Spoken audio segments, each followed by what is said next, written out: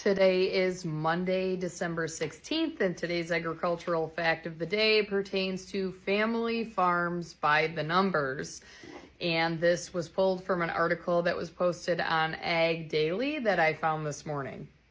Family-owned operations represent 96% of all farms and accounted for 83% of total agricultural production in 2023. Family farms are defined by the USDA as operations where the majority of the business is owned by the operator and their relatives. Most family farm households rely heavily on off-farm income, with 85% of all households earning the majority of their income from non-agricultural sources in 2023.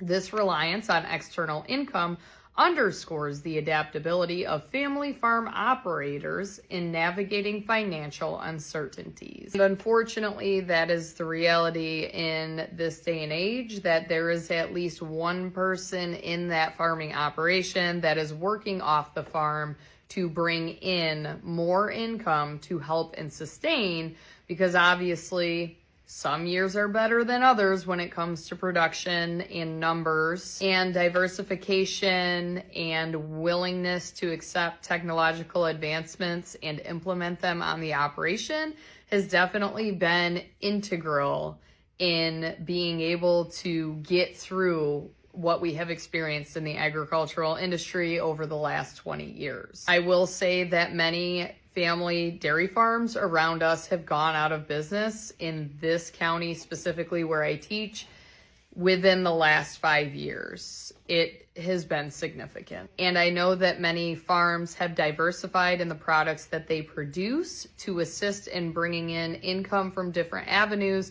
so that way when one avenue or source of revenue has a poor year, hopefully the others will be able to offset that. I personally can speak from that firsthand experience. Some years are great for the sheep, other years, not so much.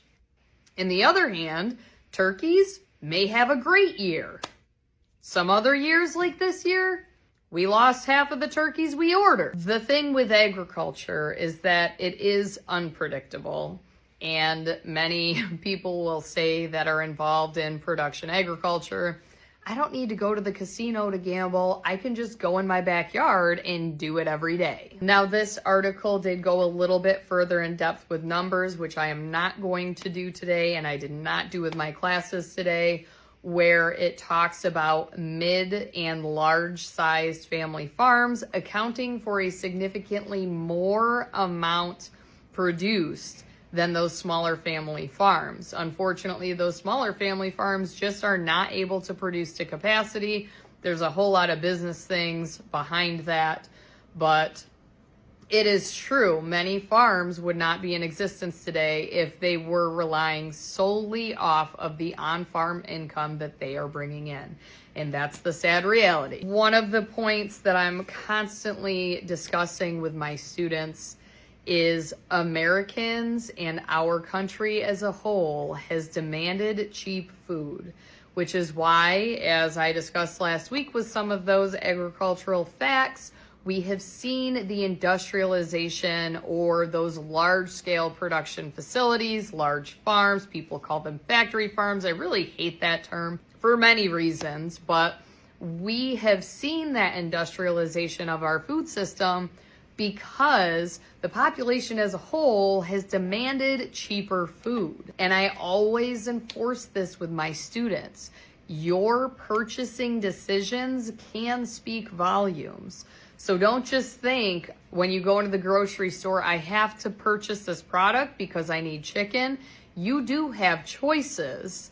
And if you have the ability or the privilege to seek out a local producer, do that.